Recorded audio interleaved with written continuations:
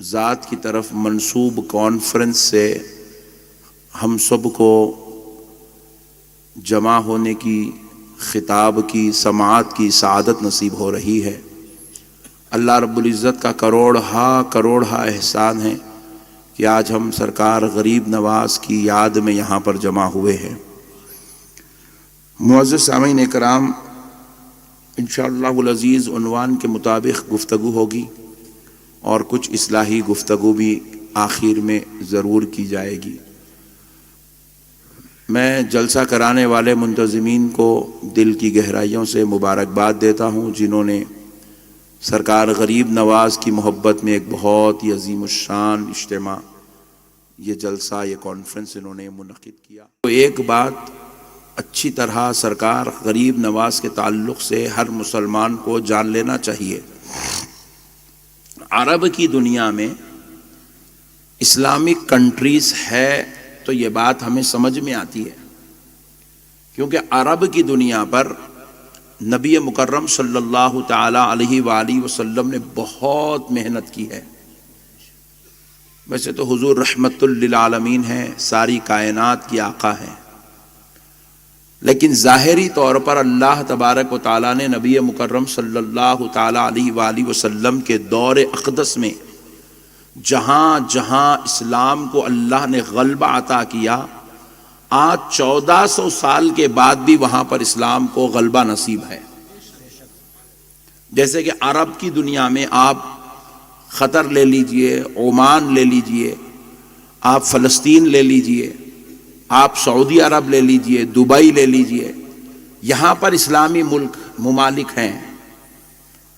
عراق اسلامی ملک ہے، ایران اسلامی ملک ہے، یہ عرب کی دنیا ہے، اور یہاں پر اسلامی ممالک ہے۔ یہ بات سمجھ میں آ رہی ہے کیونکہ یہ زمین پر صحابہ اکرام نے بھی محنت کی، اہل بیت اطہار نے بھی محنت کی، اور جلیل القدر تابعین، تبع تابعین، اولیاء کاملین نے بھی اس زمین پر محنت کی۔ یہ بات تو بات سمجھ میں آتی ہے۔ میں بہت بڑی بات آپ کو سمجھا رہا ہوں، آپ توجہ کے ساتھ سنیں گے تو آپ کا ایمان تازہ ہو جائیں گا، آپ کو غریب نواز کا مقام معلوم ہوگا آپ کو۔ اور ہم یہ بات اب تک آپ کی پوری لائف میں کبھی نہیں سنے۔ آپ ذرا غور کیجئے گا، عرب کی دنیا میں رسول اللہ بھی تشریف لائے، رسول اللہ کے کم و بیش 1.5 لاکھ صحابہ وہاں پر محنت کیے، اہل بیت اطہار محنت کیے، تابعین محنت کیے، تبع تابعین محنت کیے۔ آپ ذرا غور کر کے دیکھیے، امام اعظم بھی اسی عرب کی زمین پہ پیدا ہوئے، امام شافعی بھی وہیں پر پیدا ہوئے، امام مالک بھی وہیں پیدا ہوئے، امام احمد بن حنبل بھی وہیں پیدا ہوئے، امام بخاری کا مزار بھی وہیں پر ہے، امام ترمذی کا مزار بھی وہیں ہے، امام ابن ماجہ بھی وہیں ہے، امام ابو داؤد بھی وہیں ہے، امام نسائی بھی وہیں ہے، مفسرین بھی وہیں ہیں، محدثین بھی وہیں ہیں، محققین بھی وہیں ہیں۔ تو اب اگر وہاں اسلامی ملک ہے تو بات سمجھ میں آتی ہے، وہاں کویت ہے، بات سمجھ میں آتی ہے۔ کم کہیں کو کر دیا یار، ارے یار تم انگلی نہ کو کرو نا یار، رہنے دو یار پلیز۔ تو وہاں اسلامی ملک ہے، یہ بات سمجھ میں آتی ہے، وہاں عمان ہے، یہ بات سمجھ میں آتی ہے، وہاں کویت ہے، وہاں قطر ہے، وہاں سعودی عربیہ ہے، وہاں دبئی ہے، وہاں پر اسلامی ممالک ہے، یہ بات تو سمجھ میں آتی ہے۔ لیکن یہاں جو ایشیا کا یہ جو خطہ ہے، آپ یہاں اگر غور کر کے دیکھیں تو یہاں بھی اسلامی ملک ہے۔ خود ہمارے ملک کی بات لے لیجئے، اگرچہ کہ ہمارا ملک اسلامی ملک نہیں ہے، لیکن یہاں پر مسلمانوں کی اتنی بڑی تعداد ہے، وہ کسی اسلامی ملک کی تعداد سے کم نہیں ہے، بلکہ 4 گنا بڑی ہے۔ ہندوستان میں اگر ایمانداری سے دیکھ لیں تو بہت کروڑ مسلمان ہیں، بے ایمانی سے بھی دیکھ لیے تو 20 کروڑ تو ہے۔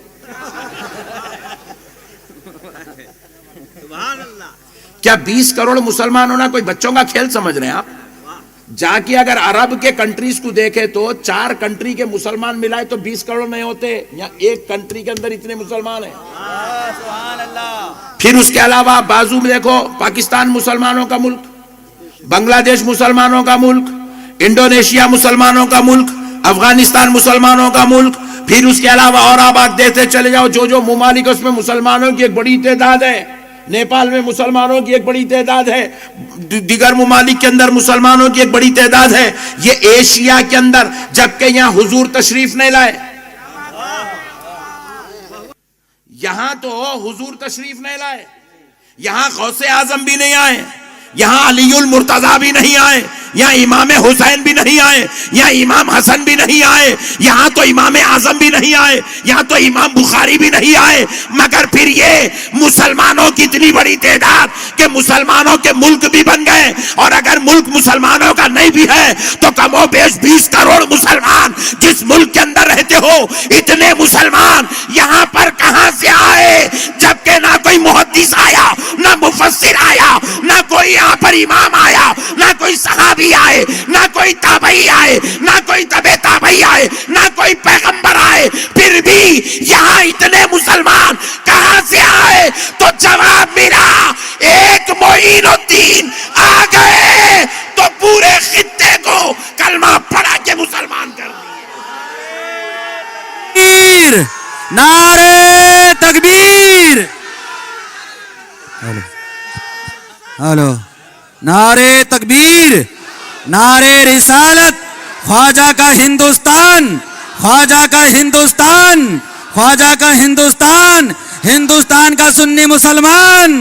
واہ ماشاء اللہ. بات سمجھ میں آئی مسلمانوں؟ یہاں میرے مصطفیٰ کا بیٹا آیا، فاطمۃ الزہرا کا لال آیا، علی المرتضیٰ کے جگر کا پارا آیا، حسینی خون کی محبت کا نشہ لے کر آیا. اور آیا تو آیا. سنو مسلمانوں، آج لوگ فتوے لکھ کے ہوشیار بن رہے ہیں. فتوا دے کہ مفتی، ابے چیچور ہے تو چپ بیٹھ، نالائق. فتوا دے کے اتنی ہوشیاری کرتا، دڑ ہوشیار. قوم کو تو اسلام سے باہر کر رہا، سنیوں کو جو ہے سلے کلی بنا رہا، مسلمانوں کو کافر بنا رہا، لوگوں کو دین سے نکال کے تو جو ہے اپنے آپ کو علامہ بول رہا.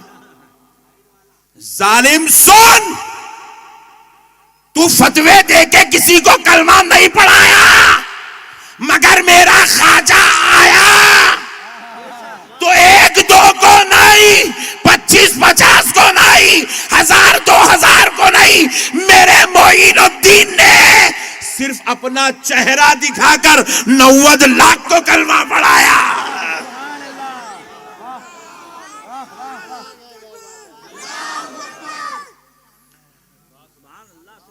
صرف اپنا چہرہ دکھا کر، فتوا دکھا کر نہیں، تلوار دکھا کے نہیں، خنجر دکھا کے نہیں، اپنے خون کا رنگ بتا کر، اپنے چہرے کا جلوہ دکھا کر 1-2 کو نہیں، 90 لاکھ کو کلمہ پڑھایا. وہ دور غریب نواز میں 90 لاکھ تھے، اور یہ چلتے چلتے 14ویں صدی میں وہ 90 لاکھ پھیلنے لگے تو ادھر پاکستان بن گیا، ادھر بنگلہ دیش بن گیا، ادھر انڈونیشیا بن گیا، اور ادھر آئے تو ہندوستان میں 20 کروڑ کی تعداد میں مسلمان پھیل گیا. یہ ہے میرے مصطفیٰ جان رحمت کے نواسے کی کرامت. یہ غریب نواز کا صدقہ ہے. جو آج مسلمان بن گئے بیٹھے ہو نا مسلمانوں، یہ غریب نواز کا صدقہ ہے. اچھا، اور ایک بات سناؤں، جب تک غریب نواز نہیں آئے تھے نا، جب تک نہیں آئے تھے غریب نواز، یہ کفرستان تھا. پہلے غلط فہمی میں ہندوستان غریب نواز کے لیے آئے. غلط فہمی ہے آپ کی، ہندوستان ہند کے لیے آئے، غریب نواز ہند کے لیے آئے. غریب نواز کو سلطان ہندوستان نہیں بولا جاتا، سلطان الہند بولا جاتا ہے. اور غریب نواز کو جو سلطان الہند کہتے ہیں نا، یہ ہند میں صرف ہندوستان نہیں ہے، یہ ہند میں ہندوستان بھی ہے، یہ ہند میں پاکستان بھی ہے، یہ ہند میں بنگلہ دیش بھی ہے، یہ ہند میں بھوٹان بھی ہے، یہ ہند میں نیپال بھی ہے، یہ ہند میں افغانستان بھی ہے، یہ ہند میں انڈونیشیا بھی ہے، یہ ہند میں پورا ایشیا ہے، پورا ایشیا ہے، پورا ایشیا ہے یہ ہند کے اندر۔ اور میرے غریب نواز صرف ہندوستان کے لیے نہیں آئے، یہ جو پورے ایشیا میں آج تم کو مسجدیں نظر آ رہی ہے، یہ جو مینار نظر آ رہے ہیں، یہ جو قرآن خوانی نظر آ رہی ہے، یہ جو مدرسے نظر آ رہے ہیں، یہ جو درگاہیں نظر آ رہے ہیں، یہ جو خانقاہیں نظر آ رہی ہے، یہ جو دینیات نظر آ رہا ہے، قسم رب ذوالجلال کی یہ اجمیر والے پیر کا صدقہ ہے، یہ اجمیر والے داتا کا صدقہ ہے۔ ارے لگاؤ یار، نعرے تکبیر، نعرے تکبیر، نعرے رسالت، نعرے رسالت، خواجہ کا ہندوستان، ہندوستان کا ایک ہی راجہ، ہندوستان کا ایک ہی راجہ، نعرے تکبیر، نعرے رسالت، مسلک اعلی حضرت۔ واہ ماشاء اللہ، سبحان اللہ۔ مسلمانوں مسئلے کو سمجھو، دین سمجھ کا نام ہے، سلطان الہند ہیں آپ سلطان ہندوستان نہیں ہیں، صرف ایک خطے کے لیے سلطان نہیں ہے، پورے ایشیا کے لیے سلطان ہے میرے غریب نواز، سلطان الہند ہے۔ یہ ہند جو ہے ایشیا کو کہا جاتا ہے پورا۔ اب ذرا سنو مسلمانوں، اور بڑی بات عرض کر رہا ہوں، اب یہ کچھ ایسے حالات بنے ہماری ناپکاریوں، بدکاریوں، خطاؤں، لغزشوں، سیاہ کاریوں کی وجہ سے کہ اب مسلمان کمزور ہو رہا ہے، ورنہ مسلمانوں اس زمین کو پوچھو کہ اس زمین پر 1000 سال تک مسلمانوں نے راج کیا ہے۔ کتنے ہزار سال تک؟ زور سے بولو، 1000 سال تک مسلمانوں نے اس زمین پہ راج کیا ہے۔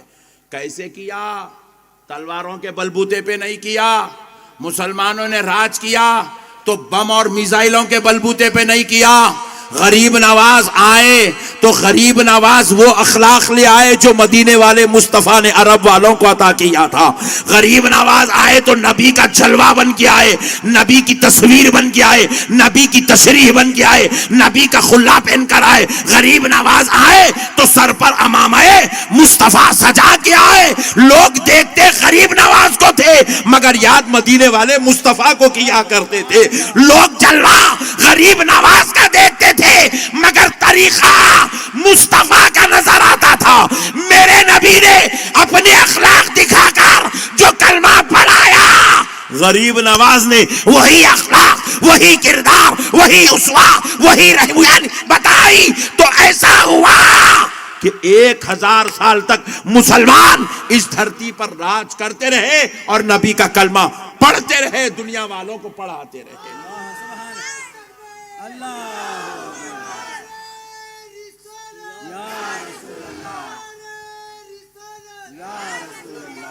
ہو بہو سرکار کی تصویر بن کے آئے غریب نواز،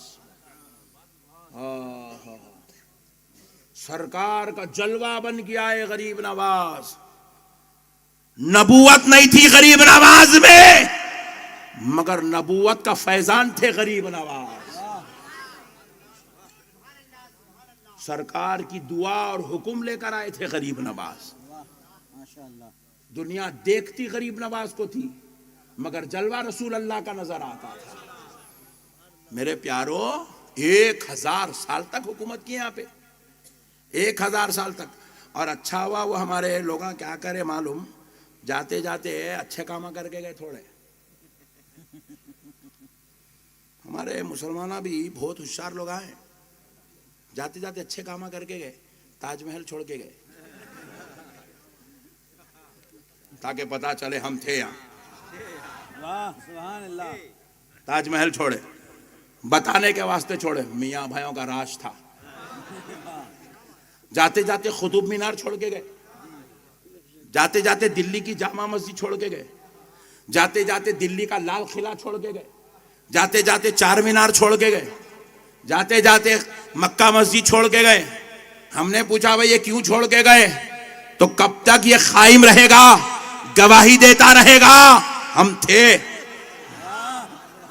تھے اور یہ گواہی دیں گے ہم تھے، تو ظلم کی بنیاد پہ نہیں، عبادت کی بنیاد پہ تھے، اس لیے ہم نے تاج محل بنایا، عبادت کی بنیاد پہ تھے اس لیے جامع مسجد بنایا، عبادت کی بنیاد پہ تھے اس لیے چار مینار بنایا، عبادت کی بنیاد پہ تھے اسی لیے ہم نے قطب مینار بنایا، اگرچہ کہ مینار میں عبادت نہیں مگر قرآن کی آیات کو تحریر کر کے بتا دیا کہ یہ مینار کسی مرد کے لیے نہیں ہے، مصطفیٰ کے دین کا علم بردار بن کے کھڑا ہوا۔ نعرہ تکبیر، نعرہ رسالت، نعرہ رسالت، خواجہ کا ہندوستان، خواجہ کا ہندوستان، ہندوستان کا سنی مسلمان، نعرہ تکبیر۔ مسئلوں کو سمجھو مسلمانوں، تاج محل آباد ہے آج کیونکہ اس پہ قرآنی آیات لکھی ہوئی ہے۔ اندر بیگم کا مزار بہانہ ہے، حقیقت میں قرآن کا مقام بتانا ہے۔ تم لوگ سمجھے نہیں، خالی میں سمجھا۔ نہیں، بیگم کا مزار بہانہ ہے، حقیقت میں قرآن کی اور مسلمان کی شان بتانا ہے۔